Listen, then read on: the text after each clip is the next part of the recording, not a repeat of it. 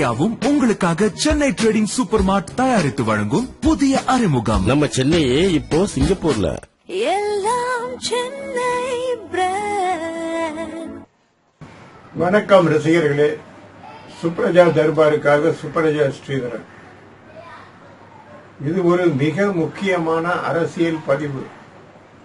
தயவு செய்து கடைசி வரை ஸ்கிப் செய்யாமல் இந்த வீடியோவை ஓட்டாமல் பாருங்கள். பிரபல நடிகரின் உயிருக்கு, அதாவது சூப்பர் ஸ்டார் உயிருக்கு ஆபத்து. இது மிகவும் உறுதி செய்யப்பட்ட தகவல். தேர்ட் பார்ட்டி என சொல்லப்படும் எனது செய்தி சேகரிப்பாளர்கள் மற்றும் சினிமா துறையில் உள்ள முக்கிய நபர்கள், பெங்களூரில் உள்ள சில நபர்கள், டெல்லியில் உள்ள சில நபர்கள் என பல நபர்கள் எனக்கு அளித்த தகவலின் அடிப்படையில் இந்த தகவலை உங்களுக்கு அளிக்கிறேன். இதில் வேறு எந்தவித உள்நோக்கமும் இல்லை.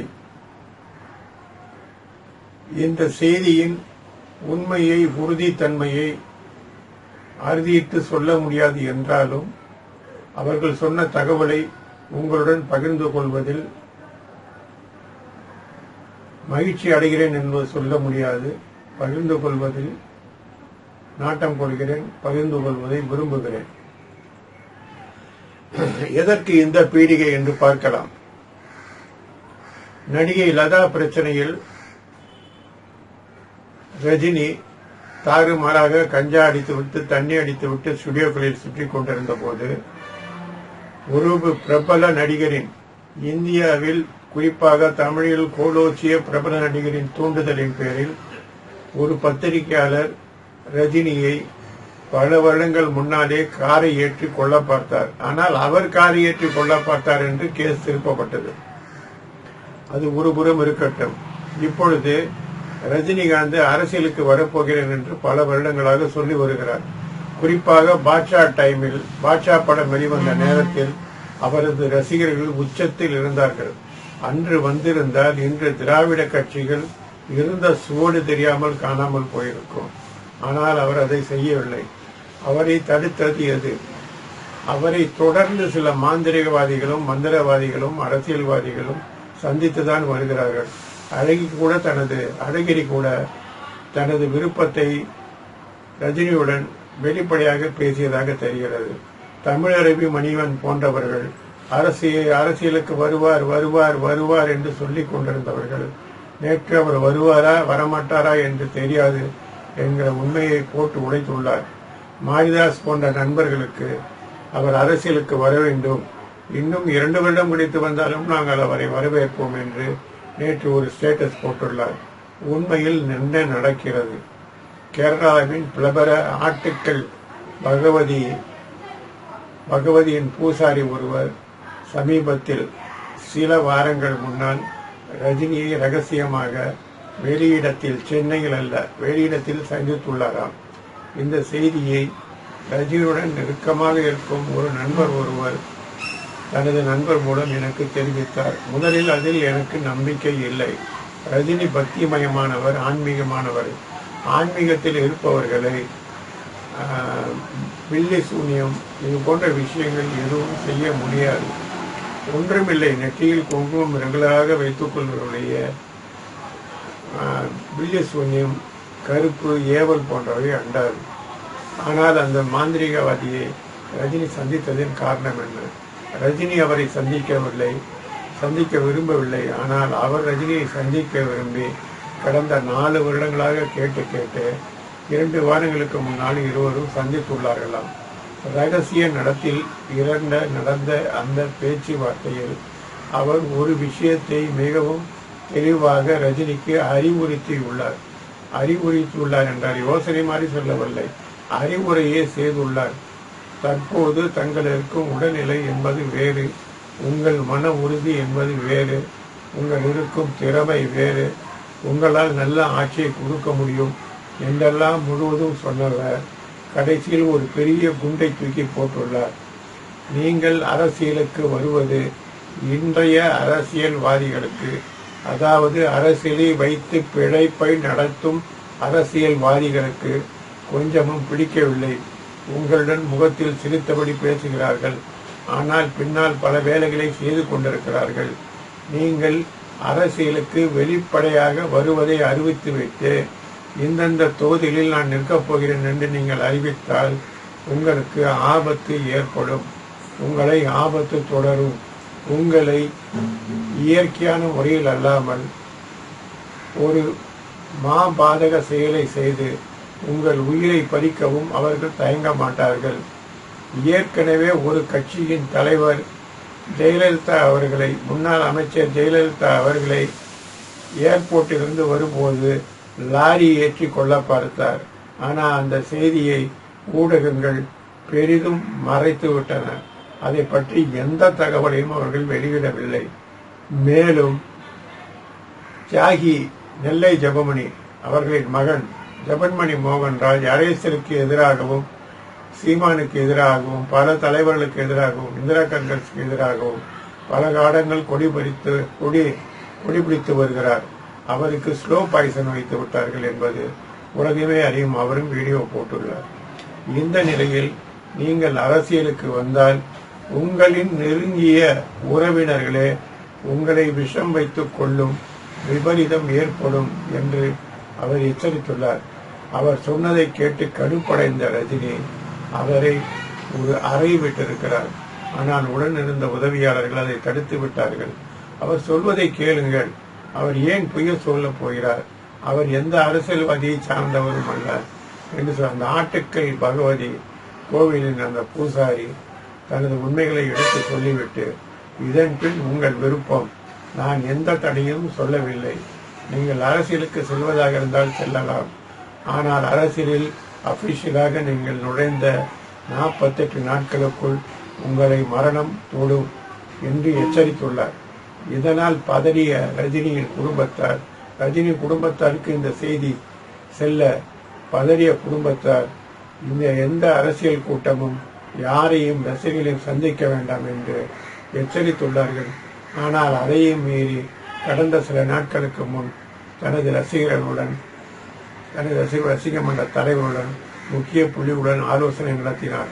ஆனால் இந்த தகவலை அவர் அங்கு வெளியிடுவார் என்று யாரும் எதிர்பார்க்கவில்லை. யாருக்கும் தெரியவும் தெரியாது. அவர் அதை பற்றி அங்கு பேசவே இல்லை. ஆனால் ரஜினியின் உள் மனதில் தான் அரசியலுக்கு வர வேண்டும் என்ற ஆசை இருந்தாலும் அந்த மாந்திரிகவாதியின் சொல்லை கண்டு மிகவும் அரண்டு போயுள்ளார். என்னை பொறுத்தவரையில் ரஜினி என்பது ஒரு அரசியலுக்கு வர விரும்பாத ஒரு மாய பிம்பம். அரசியலுக்கு வருகிறேன் என்ற சொல்லை பயன்படுத்தி படங்களை ஓட வைக்கலாம். இதைத்தான் அவர் கடைசி வரை செய்வார் என்று நான் எதிர்பார்க்கிறேன். மேலும் அரசியலில் நுழைவதால் ரஜினியின் உயிருக்கு மிகுந்த பேராபத்து உள்ளது. என்னை பொறுத்தவரை தற்பொழுது ஆடும் எடப்பாடி அரசு ரஜினிக்கு ரகசியமாக பாதுகாவலை ஏற்படுத்த வேண்டும். ஏனென்றால் இந்த நேரத்தில் வேறு எந்த அரசியல்வாதியாவது ரஜினியை துன்புறுத்தினாலோ, ரஜினியை காயப்படுத்தினாலோ, ரஜினியை கொலை செய்தாலோ மொத்த பழியும் எடப்பாடி அரசு மீது விடும். அவர்கள் மிகவும் ஜாக்கிரதையாக இருக்க வேண்டும். ஏனென்றால் வருகிற தேர்தலில் வாழப்பாடி கூட்டு மிகவும் ஜெயிக்கும் என்று சொல்லி வருகிறார்கள். ஆனால் அது நேற்று அன்புமணி ராமதாஸின் செயல்களால் கொஞ்சம் ஈடுபட்டிருக்கிறது. அதை நீங்கள் சரி செய்ய வேண்டும். பிஜேபி உங்களுக்கு ஆறுதலாக இருக்கிறது. தயவு செய்து ரஜினிக்கு பாதுகாவலை அவர் விரும்பினாலும் விரும்பாவிட்டாலும் அதிகரிக்க வேண்டியது உங்களின் கடமை என்று நான் நினைக்கிறேன். சுப்ரஜா தர்பாருக்கு இதுவரை சப்ஸ்கிரைப் செய்யாதவர்கள் உடனே செய்ய வேண்டும். இது போன்ற அதிர்ச்சியூட்டும் தகவல்களை, உண்மை தகவல்களை, நம்பிக்கை தரும் தகவல்களை, எனக்கு வரும் தகவல்களை செய்திகளாக தொகுத்து வழங்க நான் காத்திருக்கிறேன். நன்றி, வணக்கம். சுப்ரஜா ஸ்ரீதரன். சப்ஸ்கிரைப் செய்யாதவர்கள் உடனே சப்ஸ்கிரைப் செய்யுங்கள். பெல் ஐக்கானை அழுத்துங்கள். நண்பர்களோடு பகிருங்கள். உங்கள் கருத்துக்களை மறக்காமல், கொஞ்சமும் சோம்பேறித்தனம் பார்க்காமல், தயங்காமல் உங்கள் கருத்துக்களை பாசிட்டிவாக இருந்தாலும் நெகட்டிவாக இருந்தாலும் போட வேண்டியது உங்கள் உரிமை, உங்கள் கடமை. நன்றி, வணக்கம்.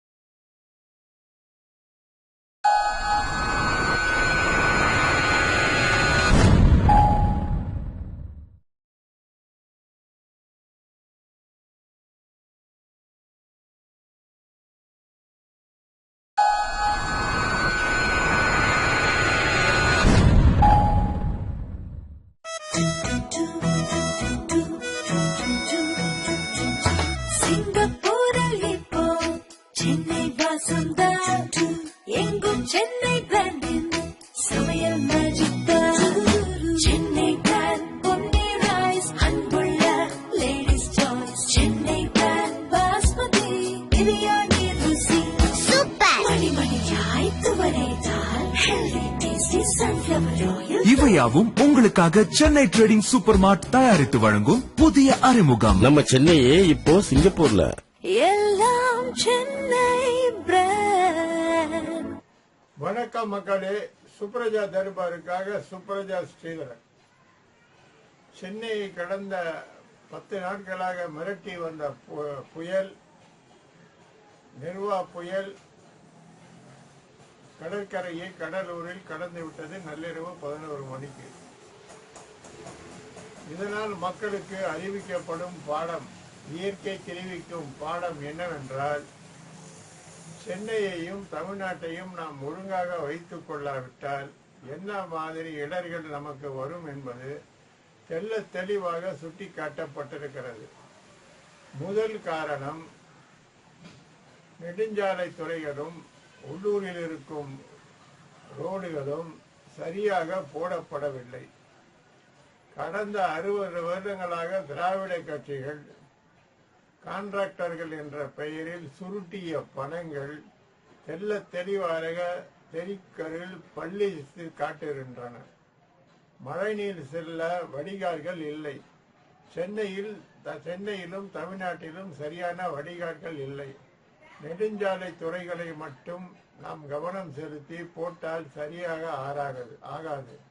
உள்ளிருக்கும் சாலைகளை தண்ணீர் வெளியேற்றும் வரை தண்ணீர் நிலத்திற்குள் சொல்லும் வழிமுறைகளை நாம் சரியாக அழிக்காவிட்டால் தமிழ்நாடு சீக்கிரமே சுடுகாடு ஆகும்.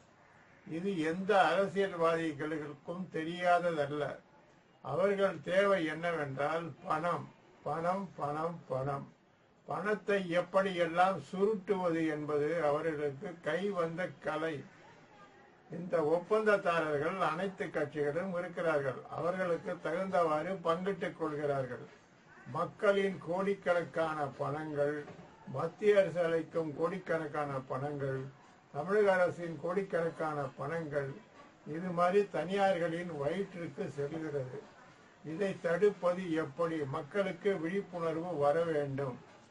மாதம் ஒரு முறை மழை வரும்போது மட்டும் அதை பற்றி பேசினாலோ சிந்தித்தாலோ, டிவிக்களில் குரல் கொடுத்தாலோ, தனியார் குரல்களில் அவர்களை குறை சொல்லி இவர்களை சொல்லி நாம் மாற்றி மாற்றி திட்டிக் கொண்டாலோ ஒரு மயிரும் நிகழப் போவதில்லை. மக்கள் செய்ய வேண்டியது என்ன?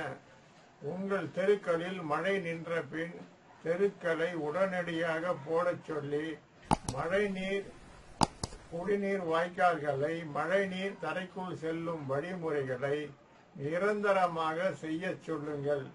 இது ஒன்றுதான் சென்னை தமிழ்நாட்டில் வெள்ளக்காடாக மாறாக வழிவகுக்கும். ஆக்கிரமிப்புகளை, குறிப்பாக அடையாள ஆக்கிரமிப்புகளை, ஏரிகளில் கட்டியிருக்கும் வீடுகளை தயவு தாட்சணியம் இன்றி அரசும் மத்திய அரசும், அதாவது நமது தமிழக அரசு மத்திய அரசோடு சேர்ந்து அது போன்ற கட்டடங்களை தரை மட்டமாக ஆக்க வேண்டும். ஏரிகளை மீண்டும் மீட்டு எடுக்க வேண்டும். இதற்காக பலர் சமுதாய ஆர்வலர்கள், நெல்லை ஜெபமணி மகன் மோகன் ஜெமன்ராஜ் போன்றவர்கள் பல காலங்களாக போராடி வருகிறார்கள். கோவில் குளங்களை மீட்டு தூர்வார்க்கிறார்கள். கோவில் குளங்களில் தண்ணீர் சேர செய்கிறார்கள். இதையெல்லாம் அந்த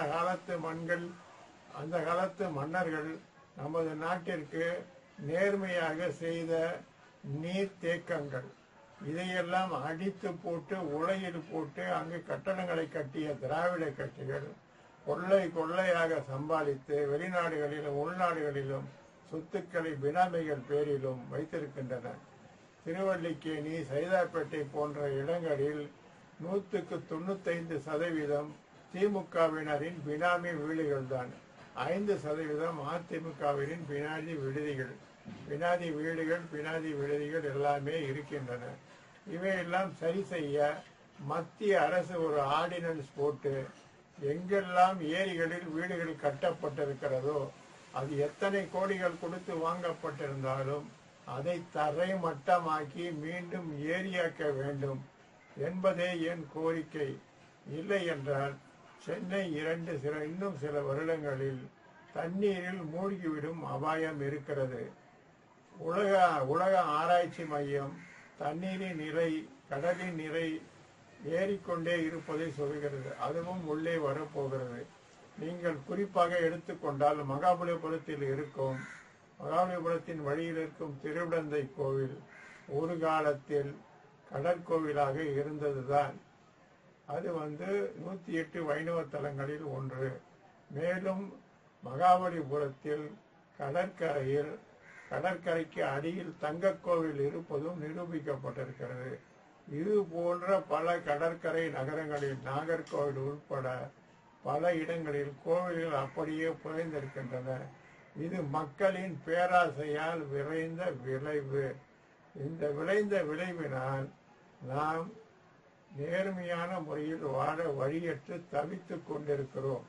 அரசியல்வாதிகள் கோடிக்கணக்கில், பல்லாயிரம் கோடிக்கணக்கில் பணத்தை வைத்திருக்கிறார்கள். அவர்களுக்கு மக்களை பற்றி எல்லளவும் துளியும் கவலை இல்லை. இதில் குறிப்பாக என்னவென்றால், பணம் வைத்திருக்கும் பணக்காரர்கள் அரசியல்வாதிகளுக்கு துணை போவது சகஜமாகிவிட்டது. நீங்கள் நினைத்து பாருங்கள், 20 வருடம் முன்னால் நாம் தண்ணீரை காசு கொடுத்து வாங்கி குடித்தோமா? அரசலாறு, காவிரி, கொள்ளிடம் எல்லா இடங்களிலும் தண்ணீர் சென்று கொண்டிருக்கிறது. அந்த தண்ணீரை உறிஞ்சி செருளைட்டு அல்வா செய்கிறேன் பெருவழி, நல்ல குடிநீர் அளிக்கிறேன் பெருவழி என்று பாட்டில்கள் அடைத்து விட்டு நம்மை முட்டாளாக்கி வருகிறார்கள். முட்டாள்களாக நாம் இருக்கும் வரை இந்த தமிழ்நாட்டில் எந்த ஒரு மயிறு முன்னேற்றமும் நிகழாது என்பதே உண்மை. இதை நீங்கள் கடுமையாக உணர வேண்டும். இந்த காலத்தில் இருக்கும் படித்த இளைஞர்கள், குறிப்பாக நாம் தமிழர் கட்சியில் இருக்கிறார்கள், அவர்கள் துரிதமாக வெறும் மேடை பேச்சில் மட்டும் கவனம் செலுத்தாமல் மக்களுக்கு உதவும் இந்த குடிநீர் வாய்க்கால் காரியம், ஏரிகளை மீட்டெடுப்பது, குடியிருப்புகளை, ஆக்கிரமிப்புகளை அகற்றுவது, ஓட்டுக்கு எதிர்பாராமல் அவர்களை அகற்றுவது போன்ற செயல்களில் ஈடுபட்டால் மட்டும்தான் தமிழகம் வருங்காலங்களில் காப்பாற்றப்படும். என்னுடைய கணிப்பு சரியாக இருந்தால் இன்னும் 7 வருடங்களில் தமிழ்நாடு சுடுகாடு ஆகும், தண்ணீர் வெள்ளத்தில் மிதக்கும். இது ஒரு எச்சரிக்கை பதிவு. மக்கள் இன்னமும் விழித்துக் கொள்ளாவிட்டால் குண்டி கழுவ கூட தண்ணி இல்லாமல், குடிக்க கூட தண்ணி இல்லாமல், சாப்பிட உணவு இல்லாமல், விவசாயம் இல்லாமல், வெறும் பண்ணையும் பர்கரையும் தின்று கொண்டு மீண்டும் கிறிஸ்துவர்களுக்கு அடிமையாகும் அபாயம் சூழ்ந்து வருகிறது. கிறிஸ்துவ மக்கள், கிறிஸ்துவ மிஷனரிகள், கிறிஸ்துவ போப்புகள் இதைத்தான் எதிர்பார்க்கிறார்கள். இதற்கு ஊதுகுழலாக வைகோ போன்றவர்கள் கட்சிகளை மாற்றுவதும், வேலு பிரபாகரன் போன்றவர்கள் இந்து மதத்தை அசிங்கப்படுத்துவதும், முஸ்லிம்களுக்கும் இஸ்லாமிய மதத்திற்கும் கிறிஸ்துவ மதத்திற்கும் நம்மை கொண்டு செல்வதற்கும் புரோக்கர்களாக செயல்பட்டு வருகிறார்கள். இவர்கள் இந்த நாட்டிற்கு கேடு. இவர்கள் யாராலும் கொலை செய்தால் கூட நான் சந்தோஷப்படுகிறேன்.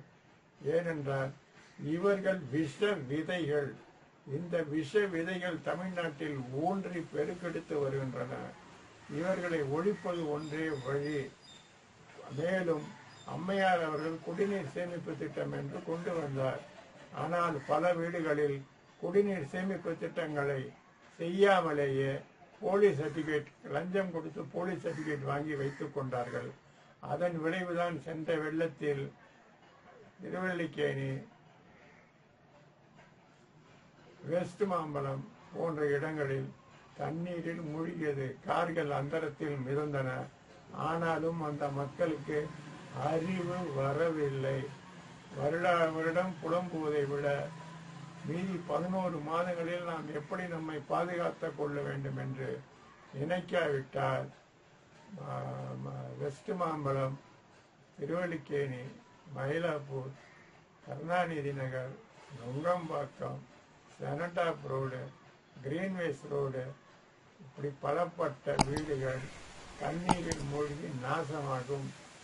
தமிழ்நாடு என்கிற இடமே நமது படத்தில், நமது தேசிய படத்தில் இல்லாமல் போகும் என்பது மிக பெரிய ஒரு விஷயமாக இப்போது தெரிகிறது. இனி வரும் காலங்களில் இயற்கை வானிலை மாறி இருக்கிறது. இனி பஞ்சங்களும் பனிகளும் புயற் பனிகளும் அதீத வெப்பங்களும் இந்தியாவை தாக்கும். இது விஞ்ஞானபூர்வமாக நிரூபிக்கப்பட்டிருக்கிறது. நீங்கள் வாழ விரும்புகிறீர்களா, உங்கள் சந்ததிக்கு நல்லது செய்ய விரும்புகிறீர்களா என்பது உங்கள் கையில் தான் இருக்கிறது. நீங்கள் நேர்மையாக இல்லாவிட்டால் உங்கள் சந்ததி அழியும். தமிழ்நாடு என்பது வரைபடத்திலிருந்து காணாமல் போகும். சினிமாவில் கவனம் செலுத்தாமல், என்டர்டெயின்மெண்டில் கவனம் செலுத்தாமல், உங்கள் வாழ்வியல் கவனம் செலுத்தி உங்களை காப்பாற்றிக் கொள்ள வேண்டிக் கொள்கிறது சுப்ரஜா தர்பார். நன்றி, வணக்கம். சுப்ரஜா ஸ்ரீதரன்.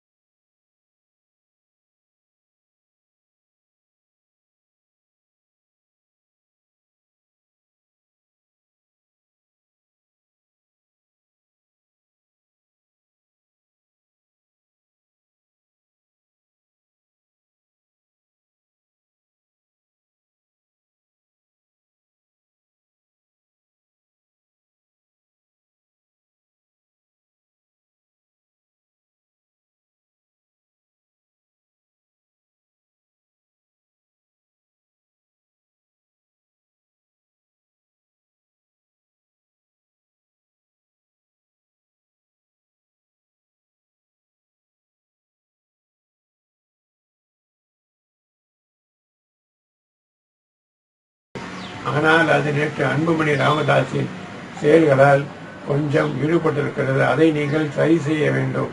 பிஜேபி உங்களுக்கு ஆறுதலாக இருக்கிறது. தயவு செய்து ரஜினிக்கு பாதுகாவலை அவர் விரும்பினாலும் விரும்பாவிட்டாலும் அதிகரிக்க வேண்டியது உங்களின் கடமை என்று நான் நினைக்கிறேன்.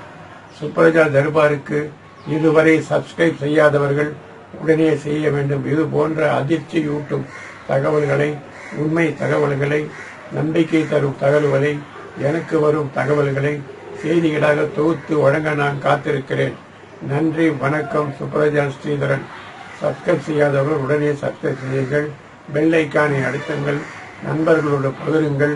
உங்கள் கருத்துக்களை மறக்காமல், கொஞ்சமும் சோம்பேறித்தனம் பார்க்காமல், தயங்காமல் உங்கள் கருத்துக்களை பாசிட்டிவாக இருந்தாலும் நெகட்டிவாக இருந்தாலும் போட வேண்டியது உங்கள் உரிமை, உங்கள் கடமை. நன்றி, வணக்கம்.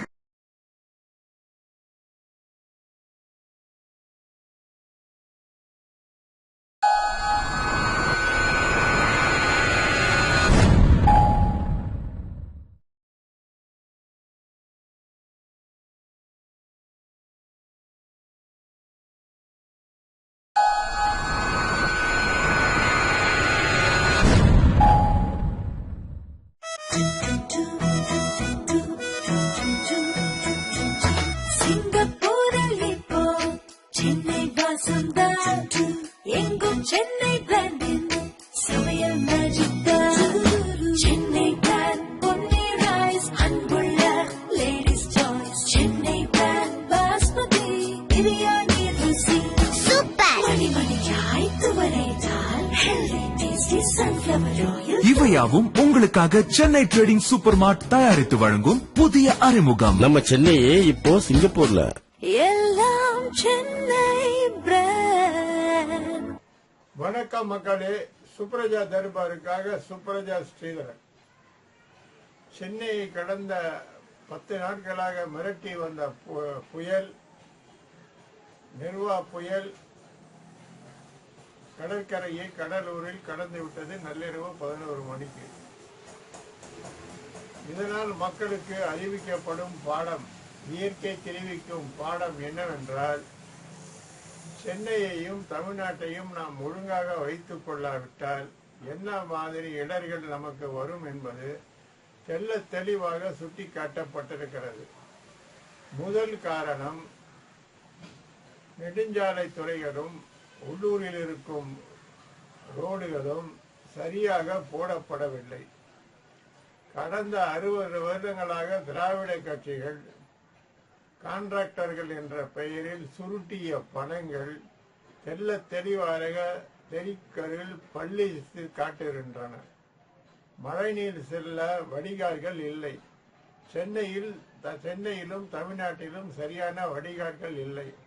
நெடுஞ்சாலை துறைகளை மட்டும் நாம் கவனம் செலுத்தி போட்டால் சரியாக ஆகாது.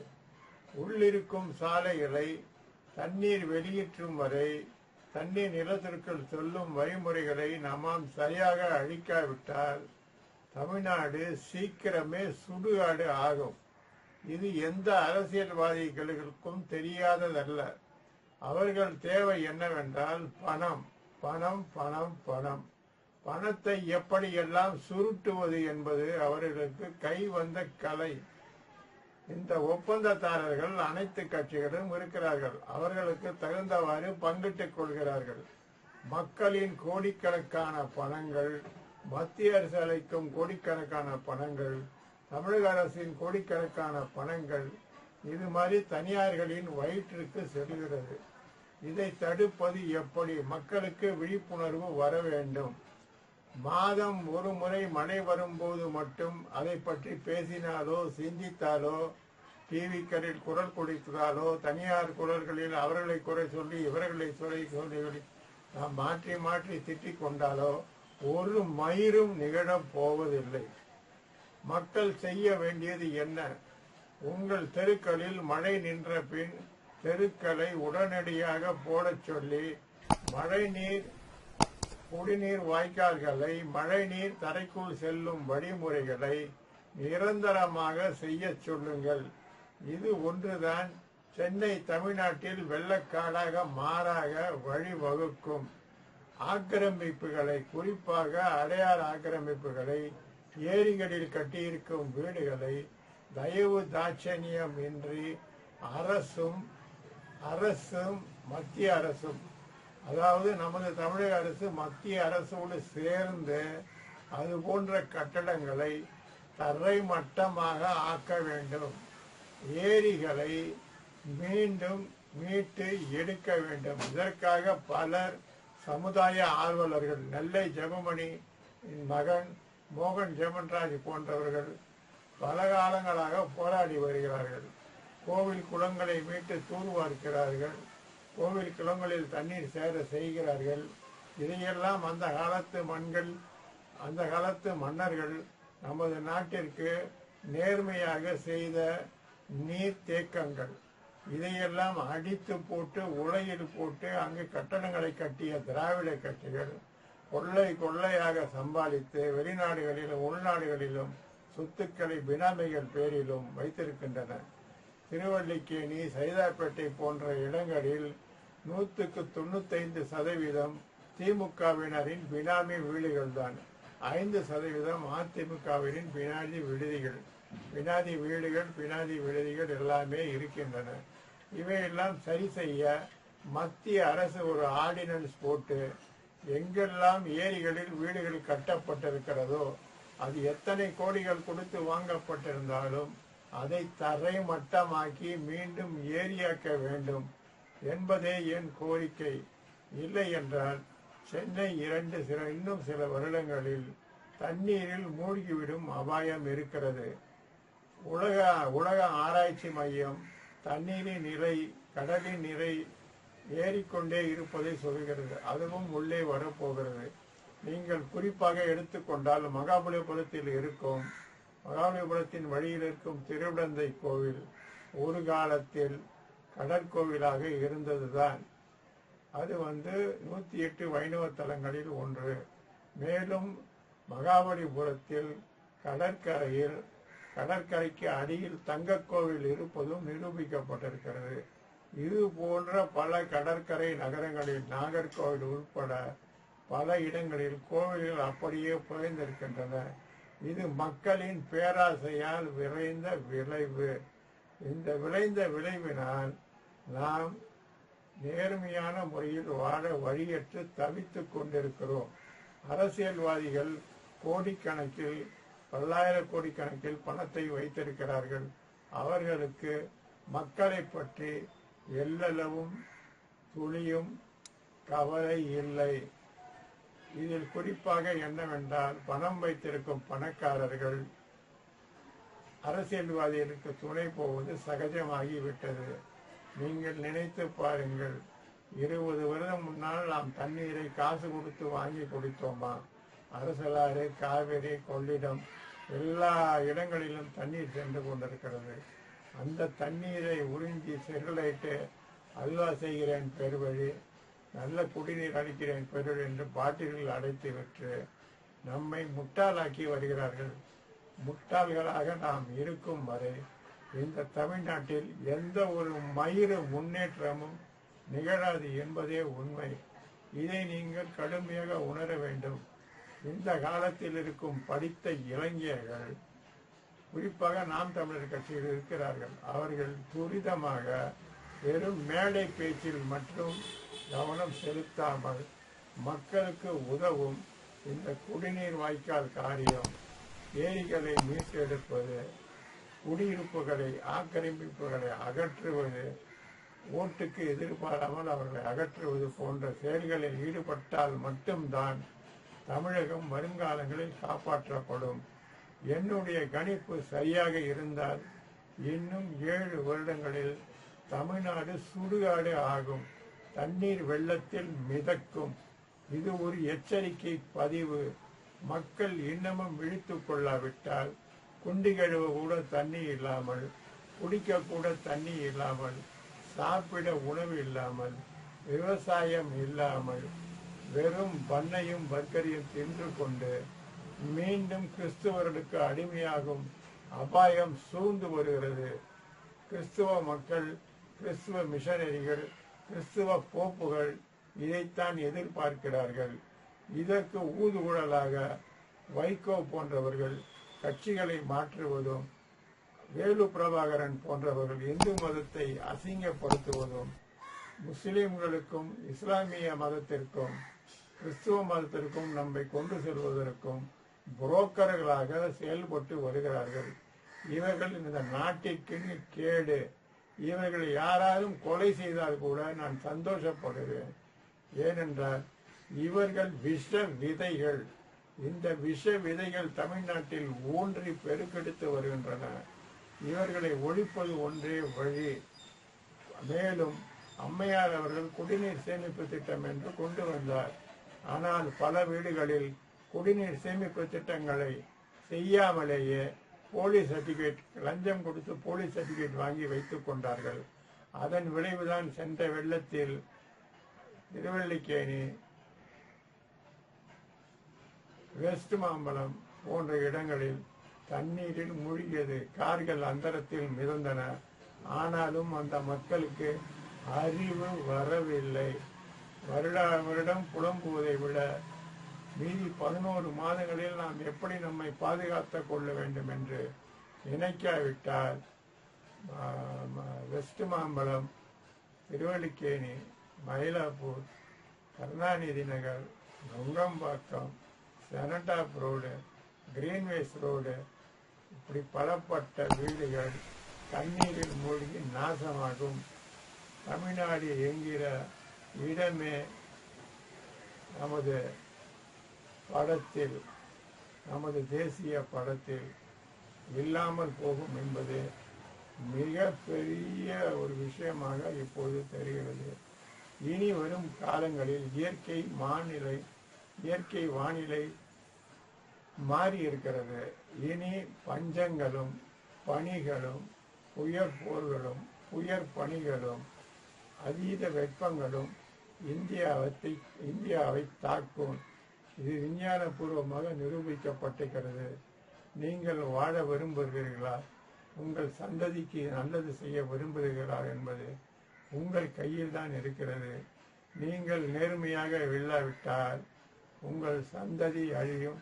தமிழ்நாடு என்பது திரைப்படத்திலிருந்து, வரைபடத்திலிருந்து காணாமல் போகும். சினிமாவில் கவனம் செலுத்தாமல், என்டர்டெயின்மெண்டில் கவனம் செலுத்தாமல், உங்கள் வாழ்வியல் கவனம் செலுத்தி உங்களை காப்பாற்றிக் கொள்ள வேண்டிக் கொள்கிறது சுப்ரஜா தர்பார். நன்றி, வணக்கம். சுப்ரஜா ஸ்ரீதரன்.